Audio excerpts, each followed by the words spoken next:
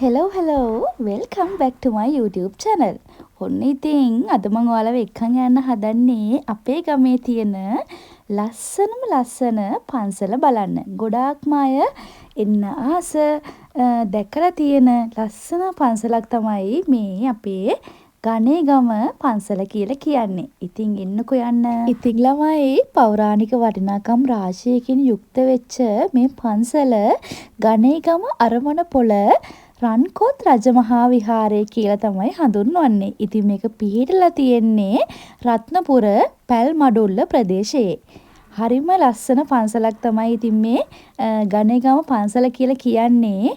එන්නකෝ යන්න මාත් එක්ක. අපි දෙන්න අද උදේ පාන්දරම පන්සලට ආවේ දේව පූජාවක් තියන්න. ඉතින් අපි හවසට බෝධි පූජාවක් තියන්න හිතාගෙන ඉන්නවා. කතරගම දෙවියන්ට අපි දෙන්න වෙච්චි බාරයක් ඔප්පු කරන්න තමයි පළතුරු පූජාවක් තියන්න තමයි අපි මේ ලෑස්ති වෙන්නේ. ඔන්න අපි දෙන්න හිමීට අපේ පූජාවේ අවශ්‍ය දේවල් ඔක්කොම හදලා ඉවරයි. අපි දැන් යන් දේවාලේ බලන්න.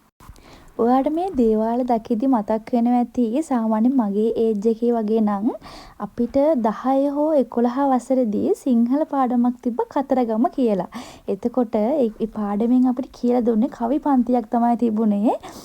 ඒකෙන් කියලා තිබුණේ අපි දැන් දේව භක්තිය කියන දේ බුද්ධාගමට වඩා වෙනස් දෙයක් නේ. එතකොට දේව භක්තිය කියන දේ අපේ හිතේ කොයි විදියකට තිබුණත් අපි ඒ දේ විශ්වාස කරත් නැතත් අපි කතරගමට ගිහාම අපේ හිතේ අමුතුවෙන් මේ දේව භක්තිය බලෙන්ම වගේ ඇති වෙනවා. ඒ කියන්නේ කතරගමේ සිද්ධ වෙන දේවල්, එන සුවඳ, එතකොට පළතුරු පූජා මිනිස්සු කරන විදිහ, මිනිස්සු හැසිරෙන විදිහ දැක්කම මෙතන අනිවාර්යයෙන්ම දෙයියෝ වැඩ ඉන්නවා කියලා අපිට විශ්වාසයක් ඇති වෙනවා. ඉතින් මට මේ දේවාලයට ආපුවම මතක් වුණේ අපිට 10 වසරේදී හෝ 11 වසරේදී ඒ සිංහල පාඩමේ තිබ්බ කවි පන්තිය. අපේ පූජාවේ වැඩ ඉවර වෙලා දැන් මම ඔයාලව එක්කන් යන්න හදන්නේ අපේ ගණේගම පන්සලේ ලස්සන ඔයාලට පෙන්වන්න.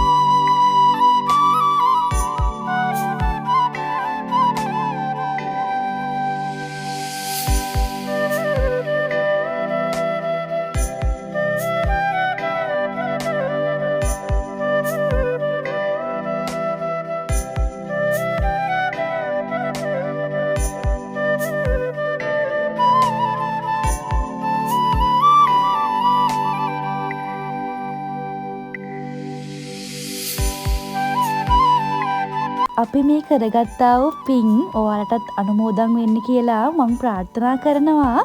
ඒ වගේම තමයි ලංකාවේ කොහේ හිටියත් පෞරාණික වටිනාකම් වලින් රාශියකින් යුක්ත වෙච්ච අපේ මේ පන්සල වැඳ පුදා ගන්න එන්න කියලා ඔයාලටත් ආරාධනා කරන ගමන් එහෙනම් මං ගිහින් එන්නම්.